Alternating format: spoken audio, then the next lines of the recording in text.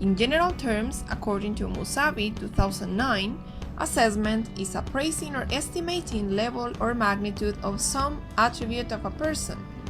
However, in the educational practice, the term assessment refers to an ongoing process that encompasses a wide variety of methodological techniques and tools that educators use to evaluate, measure, and document the academic performance, learning progress, skill acquisition, or educational needs of students.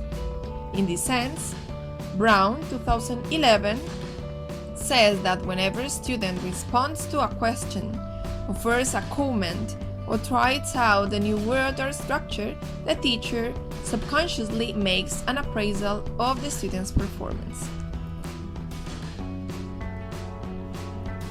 We can talk about two types of assessment: informal assessment and formal assessment.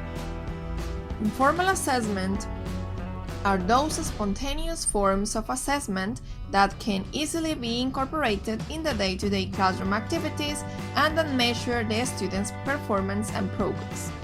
Informal assessment is embedded in classroom tasks designed to elicit performance without recording results and making fixed conclusions about the student's competence. Informal assessment is usually non-judgmental in that teachers are not making ultimate decisions about the student's performance, they are simply trying to be a good coach. Examples of informal assessment can be comments on papers, responding to a draft of an essay, offering advice about how to better pronounce a word, or maybe other improvised feedback to the students. On the other hand, formal assessments are the systematic, pre-planned, data-based ways of measuring what and how well the students have learned. Formal assessments determine the student's proficiency or mastery of the content, and in this case of the language. They are systematic, planned sampling techniques constructed to give teacher and student an appraisal of student achievement. However, we can say that the formal assessment is not the same of a test. We can say that all tests are formal assessments, but not all formal assessment is testing. For example, you might use a student's journal or portfolio of materials as a formal assessment of the attainment of certain course objectives, but it is problematic to call those procedures tests. A systematic set of observations of a student's frequency of oral participation in class is certainly a formal assessment, but it is too hardly what anyone could call a test. In this sense, we can say that quizzes, final exams, portfolios, oral presentations, essays, reports are examples of formal assessment.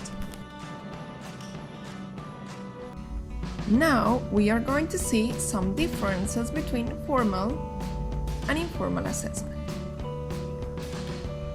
Informal assessment is flexible and dynamic. It is not pre-planned and can take the form of different improvised activities. On the other hand, formal assessment is structured, pre-planned, and static. Informal assessment is usually individualized, regarding the student's individual learning progress, whereas formal assessment is standardized. In other words, it compares the progress of the students with other students. Informal assessment is a continuous practice within the classroom, whereas formal assessment is episodic.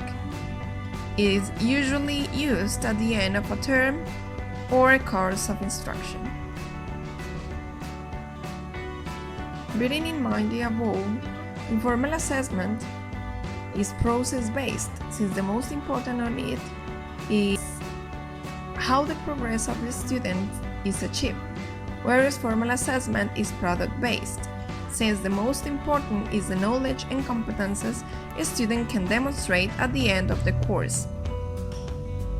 Whereas informal assessment is formative according to Brown 2011, since it consists of evaluating students in the process of forming their competences and skills with the goal of helping them to continue that growth process. Formal assessment is summative, since it aims to measure or summarize what the student has grasped and typically occurs at the end of a course or unit of instruction. Finally, whereas informal assessment is a qualitative process in which the most important is the progress of the students, formal assessment is quantitative, since the most important for it is to assign grades to the pre-planned activities that the students have to develop in the classroom. In conclusion, we can neither say that formal assessment is better than informal assessment, nor informal assessment is better than formal assessment. Both types of assessment are essential and need to be used within the classroom, since one complements the other in depicting accurate pictures of our students' learning goals, competences, and progress. We can use each type depending on the intended purpose in order to improve teaching and learning practices.